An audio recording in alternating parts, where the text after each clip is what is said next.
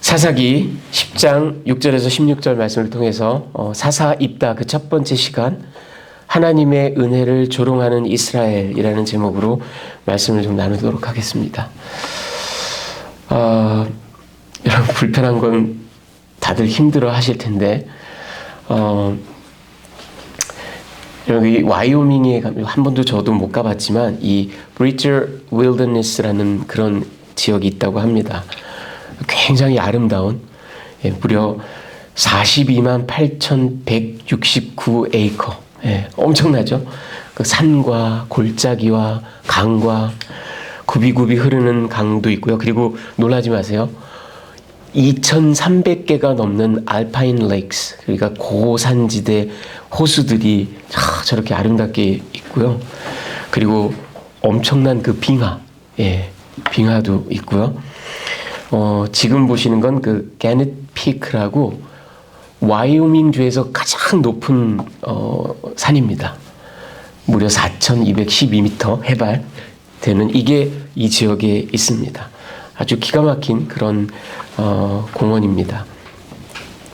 어느 해에 이 공원 이제 스텝 멤버들에게 이제 등산객들, 야영객들, 이제 관람객들이 뭐 이렇게 코멘트 카드에다가 써가지고 이제 내잖아요. 어느 해에 모인 그 코멘트 카드 내용을 한번 모아봤습니다. 보십시오. 트레일이 두 사람이 손잡고 다닐 만큼 넓었으면 좋겠어요. 귀엽네요. 산길이 너무 오르막이 안 되도록 다시 만들어주세요. 벌레, 거머리, 거미집이 너무 많아요. 스프레이로 싹 다 박멸해주세요. 산길을 포장도로로 만들어서 겨울에 제설 작업을 해주세요. 5번째, 리프트를 설치해서 힘들여 등산하지 않고도 광경을 감상케 해주세요. 6번째, 코요테가 너무 시끄러워서 밤에 잠을 잘 수가 없으니 이 짐승들을 싹 다 죽여주세요. 이런 내용도 있고요. 사슴이 캠프에 침입해서 피클을 훔쳤는데 변상이 될까요? 이런 것도 있습니다. 자, 반사경을 50피트마다 나무에 설치해서 야간에 그 플래시라이트를 들고 산행을 할 수 있게 해주세요. 9번째, 오르막이 심한 구간에 에스컬레이터를 설치해 주세요. 자, 10번째가 압권입니다. 산길 정상에 맥도날드가 있었으면 좋겠어요. 불편하다 이거죠. 너무 불편하니까 이런 불편들을 좀 해결해 주세요. 뭐 생각할 수 있는데 참 좀 어이없죠. 캠핑 와가지고. 자, 여러분 이게 무슨 얘기가 아닙니다. 자, 오늘 이 사사기 말씀을 가지고 제가 여러분께 3가지 좀 메시지를 함께 나눠드리기를 원합니다. 그 첫 번째는 이겁니다. 익숙한 장면이에요.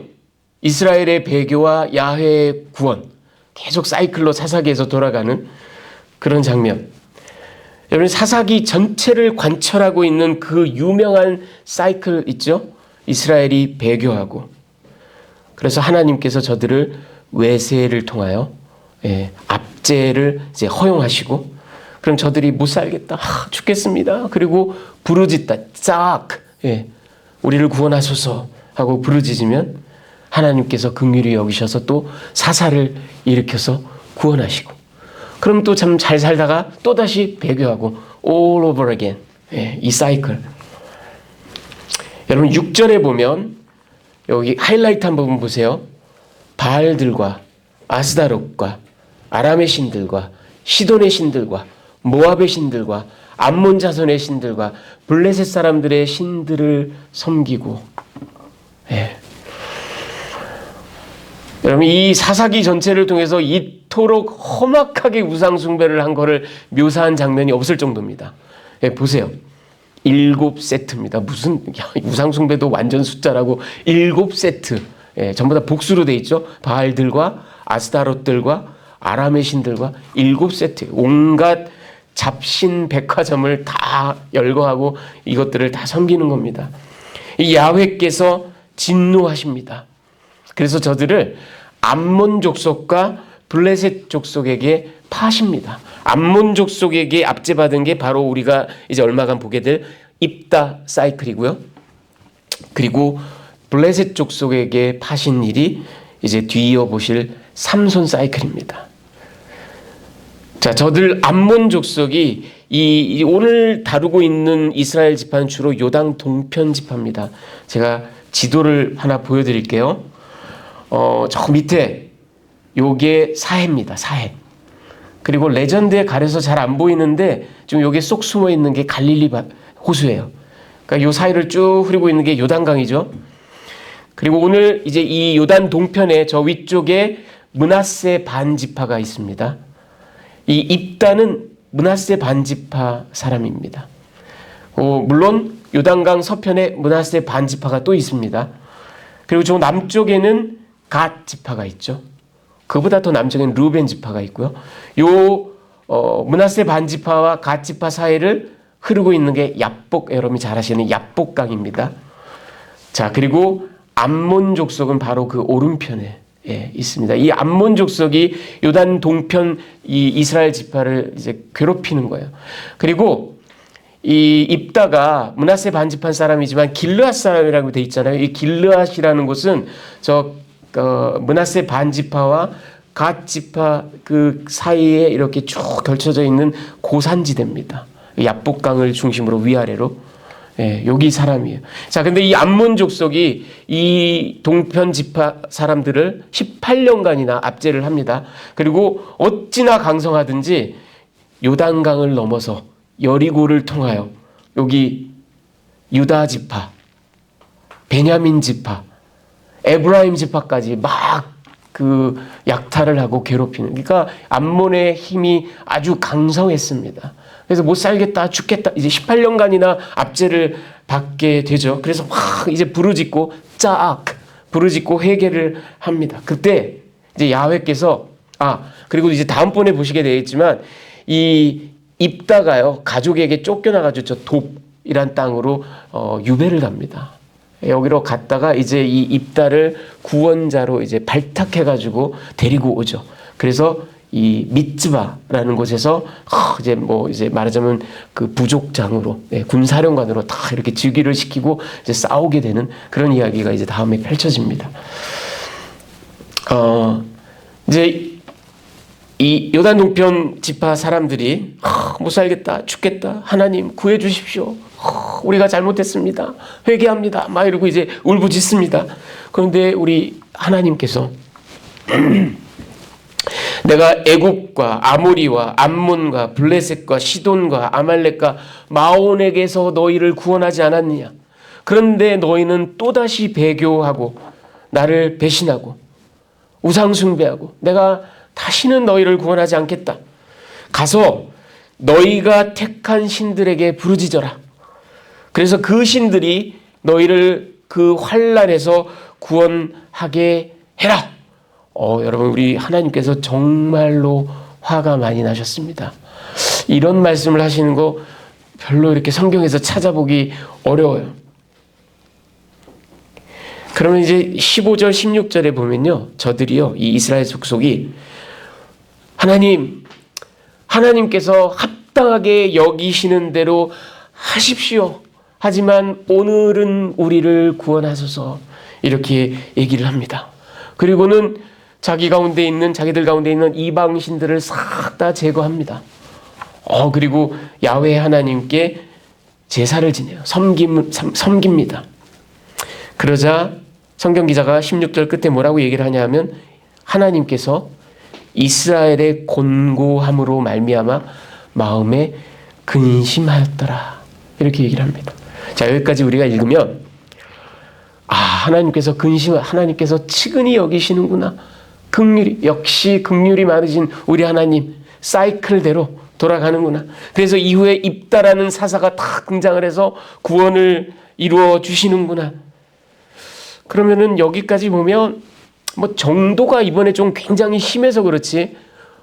이 이스라엘 족속의 우상 숭배도 7가지 잡신 백화점, 그리고 우리 하나님도 내가 다시는 너희를 구원하지 않겠다. 막 엄청나게 진노하신 모습.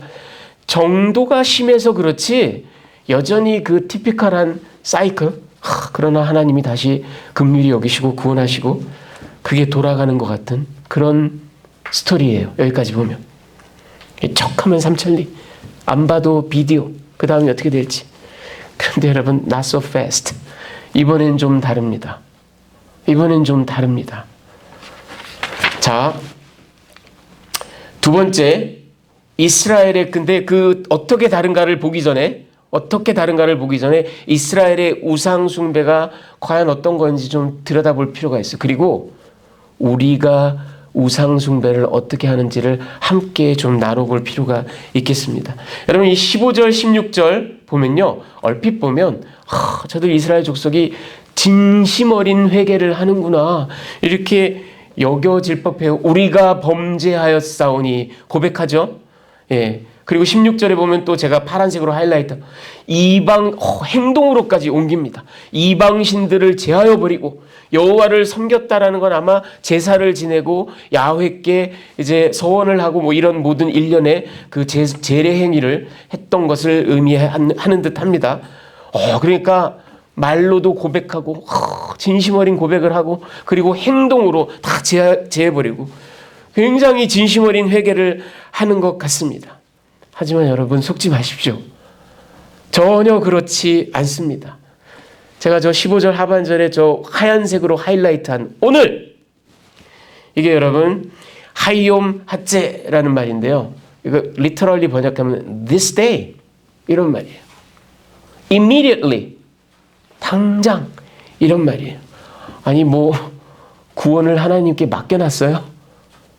마치 무슨 빛 받아가듯이 내놔 거의 이런 식으로 그간의 역사를 봐서 안다 이거죠. 자기네가 아무리 우상 숭배를 해도 하나님께 cry out 울부짖으면 긍휼이 풍성하신 하나님은 마치 무슨 밴딩 머신처럼 자동화 기계처럼 그래 내가 너희를 또 구해주지 하고 사사를 구원자를 일으키시는 그동안 봐왔다 이거예요. 그렇죠?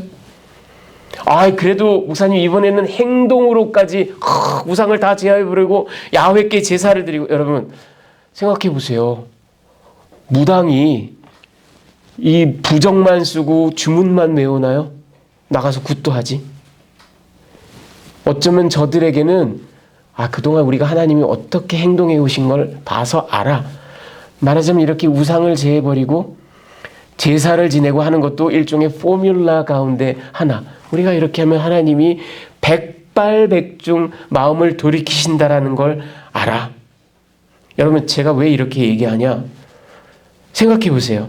저들이 진정으로 회개를 한다면 여러분 회개를 진정으로 하는 사람은 자신의 잘못으로 인하여 생겨난 consequences 그거를 감내하는 게 회개의 일부분입니다. 여러분 잘못을 저질러서 징역 4년, 5년 선고를 받은 사람이 근데 징역살이는 못하겠고 오늘 나를 집행유예 시켜주세요. 석방시켜주세요. 그게 어떻게 속죄하고 참여하는 마음이에요. 죄값을 치러야지. 그렇죠? 그런데 이들 보세요. 저 15절 하반절 말씀을 이들의 이야기를 제가 여러분 이해하시기 편하게 좀 패러프레이즈 해봤습니다. 이런 거예요. 하나님 당신 뜻대로 우리를 처우하시는 건 당신 마음이지만 지금 당장은 능력을 좀 부려보세요. 능력을 좀 발휘해보세요. 우리 못 살겠으니까 건져주세요. 이런 얘기입니다. 이게 어떻게 진정으로 회개하는 자들의 태도입니까? 여러분 제가 아까 시작할 때 등산객들의 그 불평 이거 참 어이없죠. 아니 여러분 이 거대한 대자연에 가서 캠핑을 하고 야영을 하고 막 산을 오르고 한다라는 건 말하자면 벌레가 달려들고 산길이 험하고 한 거를 내가 다 무릅쓰고 그 대자연을 만끽하기 위해서 그 일종의 반대급부예요. 일종의 코스트예요. 그걸 감당하기로 마음 먹고 가서 그 대자연을 즐기는 거잖아요. 그렇죠? 이 job description이라고요. 그런데 누리고는 싶은데 불편한 건 못 참겠다. 싹 다 고쳐달라. 너무 치기 어린 어린아이 투정 부리는 것 같은. 그런데 여러분 이 이스라엘이 지금 하고 있는 게 정도의 차이가 있을 뿐이지 이거랑 똑같습니다. 하나님의 구원을 받은 백성, 하나님과 언약을 맺은 백성, 하나님을 섬기기로 작정한 백성이라면 당연히 대가가 있고 수고가 있고 노력이 따르죠. 이방인들이 어떻게 하든 우리는 야훼 하나님만을 섬기기로 작정하였나이다. 왜? 그가 먼저 우리를 택하고 우리를 구원하셨으니까. 이게 job description이라고요. 그런데 그건 하기 싫고 온갖 쾌락과 편의는 다 했다가 좀 불편하면 하나님 고쳐주세요. 하나님 이거 해결해 주세요. 여러분 제가 지난주에 마태복음 말씀을 맺으면서도 제자도의 대가가 따른다라고 말씀드렸죠. Cost of discipleship. 예, 대가가 따르지 않는 일은 없습니다. 하나님이 무조건적인 은혜로 아무 대가 없이 우리를 구속하신 것은 분명한 사실입니다. 그러나 그렇게 구속함 받은 백성이라면, 그래서 하나님의 자녀로 살아가는 자들이라면 역시 그에 합당한 노력과 수고와 신실함을 지켜야만 됩니다. 근데 이스라엘 백성들 그런 건 아랑곳하지 않고 그냥 불편하면 마치 맡겨놓은 돈 찾듯이, 아니면 vending 머신에 돈 넣으면 딱 저기 상품이 떨어지듯이 하나님 고쳐주세요. 하나님 바꿔주세요. 여러분 근데 이 이야기를 들으면서 우리가 착각하지 말아야 될 게 있습니다. 우리 현대 교인들이, 현대 크리스찬들이 우리는 이 고대 이스라엘 사람들과는 다르지 않은가? 적어도 우리는 바알이니 아세다루시니 무슨 블레셋의 신들이니 시돈의 신들이니 이런 허접한 우상들을 신주단지 모시듯이 섬기고 그러지는 않잖아요. 마치 우리가 남묘호랑갱교를 섬기거나 천지신명, 일월성신, 무슨 JMS 이런 말도 안 되는 잡신들을 갖다가 세워놓고 비나이다 이러지는 않으니까 그래도 우리는 저 멍청하기 그지없는 고대 이스라엘 족속과는 다르지 않은가? Think again. 다시 생각하시기 바랍니다. 여러분 우상 숭배를 그렇게 저급하게 정의해서는 안 됩니다. 우상 숭배를 그렇게 형이하학적으로 정의해서는 안 됩니다. 여러분 우상이 그렇게 투박한 게 아니에요. 우상은 교묘합니다. 아주 교묘합니다. 그리고 우상은 과거나 지금이나 우리 가운데 믿음의 공동체 언약 백성들 가운데도 분명히 있습니다. 교묘한 형태로. 여러분 고대 이스라엘 사람들에게는 생존이 절대절명의 가치였어요. 까딱 잘못하면 죽어요. 그러니까 이 생존을 보장한다 싶으면 바알이 더 센가? 아세다롯이 더 센가? 막 이래요. 근데 여러분 현대 크리스찬들에게는 생존이 그렇게, 그렇죠? 여러분 우리는 치안이 잘 유지되어 있는 사회에 살고 국제법이라는 게 있어서 그렇게 전쟁이 비일비재한 것도 아니고요. 그렇죠? 우리에게는 생존이 아닙니다. 우리에게는 자기 영화, 자기 만족이 최고의 가치입니다. 바로 우상은 그거를 노립니다. 제가 현대인들의, 특히 믿음의 공동체 안에 있다고 생각하고 있는 우리를 공격할 수 있는 우상을 두 가지로 생각을 해봤어요. 여러분 첫째가 뭐냐면 자신이라는 우상을 숭배하는 겁니다. Idolatry of self입니다. 그리고 두 번째는 좀 뜻밖인데 소진이라는 우상 숭배가 있습니다. Idolatry of exhaustion. 예. 여러분 이 사람은 알렉산더 슈먼만이라는 에스토니아 출신의 미국의 아주 저명한 탁월한 동방정교 사제고 신학자입니다. 이 사람 제가 소개해드린 적이 있는데 이 사람이 아주 기가 막힌 인사이트를 우리에게 줍니다. 인간은 종교를 얼마든지 스포츠나 과학이나 우표 수집처럼 사랑할 수 있다. 인간은 하나님과 세계의 생명과는 전혀 무관하게 종교 그 자체를 사랑할 수도 있다. 종교는 매혹적이고 즐겁기까지 하다. 그 안에는 사람들이 강렬히 열망하는 그런 요소들이 얼마든지 있다. 예를 들면 신미학, 신비로움, 거룩함, 자신이 대단히 중요한 존재라는 자의식, 그리고 종교적 심오함 등등. 하지만 이런 식의 종교가 신앙이라고 할 수는 없다. 여러분, 우리가 하나님을 섬긴다고 스스로 안위하면서 자족하면서, 그런데 나도 모르게 사실은 하나님을 전심으로 섬기는 게 아니라 교회에 나오고 신앙생활이라는 걸 유지하는 나 자신을 섬기기도 해요. 왜? 종교 안에 그런 요소가 너무 많아요. 그래서 저 신미학, 신비로움, 거룩함, 자신이 대단히 중요한 존재라는 자의식, 그리고 심오함, 이런 것들이 우리를 매혹해요. 사로잡아요. 우리를 신나게 교회 나오고 신나게 봉사한다고 하고 온 세상을 누비고 다니지만 사실은 자기 만족, 자기의 어떤 뿌듯함, 나는 대단한 존재, 특별한 존재야.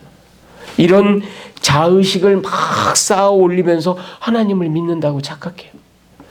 여러분, 제가 늘 경계하는 그 religious consumerism, 종교적 소비주의, 종교라는 commodity, 상품을 소비하는 소비 주체로 교회에 나오는 사람들, 신앙생활을 하는 사람들 너무나 많습니다.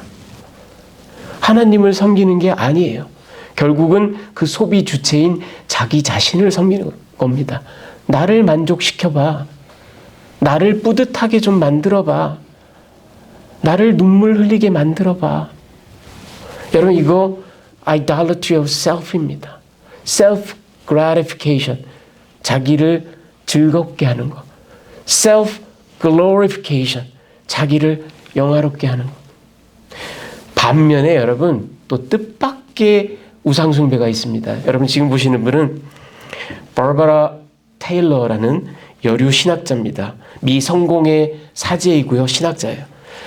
이 사람이 이런 얘기를 한 적이 있습니다. 제가 건강을 우상화하려는 건 아니지만 좀 쉬려고 하면서 이런 얘기를 했거든요. 적어도 우리 가운데 어떤 이들은 소진, exhaustion, 소진을 우상으로 섬기는 듯 합니다.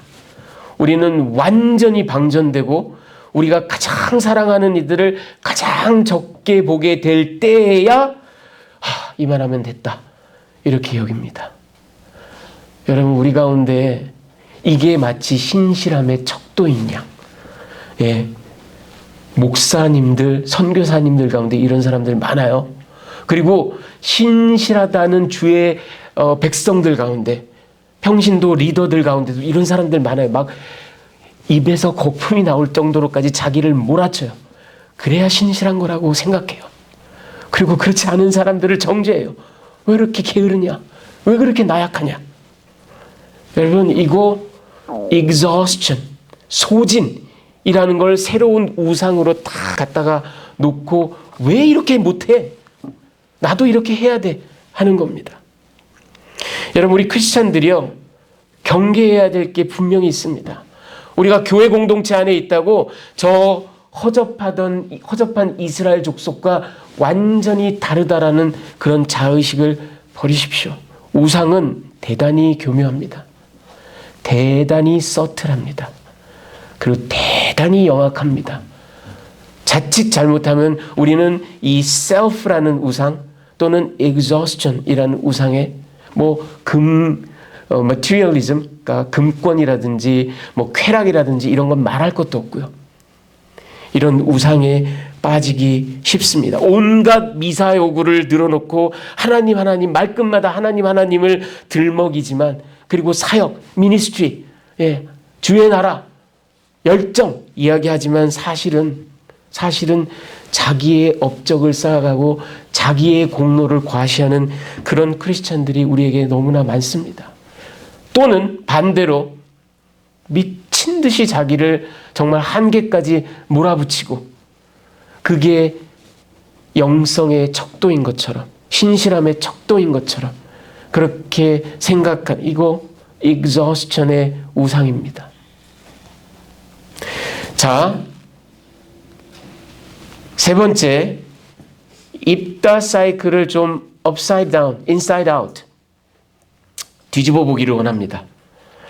여러분 16절 자기 가운데서 이방신들을 제하여버리고 여호와를 섬김에 이제 저들이 그렇게 했죠. 이스라엘이 이제 야훼께서 이스라엘의 곤고로 말미암아 마음에 근심하시니라 이런 말씀이 나옵니다. 여러분 이 구절을 찾아보면요. 절대 다수의 영역본이 뭐 NIV를 비롯해서 NAB, 뭐 NLT, 뭐 예루살렘 모든 성경이 현대 영역본이 이와 비슷하게 해석하고 있습니다. 우리 개역 한글도 마찬가지고요. NIV가 이렇게 번역했어요. Yahweh could bear Israel's misery no longer. 더 이상은 야훼의 그 환난을, 그 불행을, 고통을 참아 볼 수가 없었다. 그러니까 마음에 근심한 거예요. 아니면 굉장히 불쌍히 여겼다라는 얘기. 이게 전통적인 해석입니다. 그리고 절대 다수의 성경이 이렇게 번역하고 있습니다. 이 전통적 해석을 우리가 받아들이면요, 그야말로 이 입다 스토리가 아주 나이스하게 그 전형적인 사사기 사이클에 딱 맞아 들어갑니다. 배교하고 압제를 받고 부르짖었더니 야훼께서 불쌍히 여기시고 입다를 허락하시고. 자, 그런데 여러분, 저분은 베리 웹이라는 호주 시드니의 Moore Theological College의 구약학 교수입니다. 이 사람이 1994년에 저 오른편에 보신 책 저게 The New International Commentary, 아주 좋은 커멘터리 시리즈예요. 제가 설교할 때 가장 첫 번째로 찾아보는 책이 바로 저 책입니다. 여기에 사사기를 주석하면서 이분이 아주 새로운 해석을 내놨는데 그게 94년이에요. 그때 이후에 상당히 많은 복음주의적인 신학자들이 이 의견에 동조합니다. 그리고 제가 스터디를 해보니까 저 역시 이분의 의견이 맞다라고 확신을 갖게 됐어요. 자, 그게 뭐냐면요. 다시 16절로 돌아갈게요. 이 하나님이 긍휼히 여기셨다라는 부분, 마음에 근심하셨다라는 부분, 이게 가짜르 네페시라는 히브리어 이디엄입니다. 문자 그대로 번역하면 Yahweh's soul is short 이런 말이에요. 영혼이 짧아졌다, 짧다 이런 말이에요. 근데 이거는 어떤 관용적인 표현이냐면요, 너무 말도 안 되는 상황, 너무 기가 막힌 상황, 너무 당황스럽기 그지없는 상황에 맞닥뜨려서 frustration, exasperation, anger, 그러니까 좌절하다, 격분하다, 분노하다 이런 이야기입니다. 정확하게 번역하면. 그리고 저 파란색 곤고라는 거요, 이게 히브리어 아말인데요. 이게 두 가지 뜻이 있습니다. pain, trouble, 환란이란 뜻이 있지만 또 다른 뜻으로 effort, hard work, 그러니까 노력, 애씀 이런 뜻이 있습니다. 여러분 잘 들어보세요. 이게 만약 환란이라면 바로 2절 전에 야훼께서 너희가 택한 신에게 부르짖어서 너희 환란에서 구해달라고 그래라. 그 환란을 짜라라는 다른 단어를 썼어요. distress. 그렇다면 여기서도 짜라를 썼어야 되는데 그러지 않아요. 아말이라는 말 썼어요. 그러니까 effort, hard work 이렇게 번역하는 게 맞습니다. 저 마음에 근심하니라라는 저 번역을 고려할 적에 몹시 화가 나셨다라는 번역을 고려할 적에. 자, 그러면 정리해드리면 이렇습니다.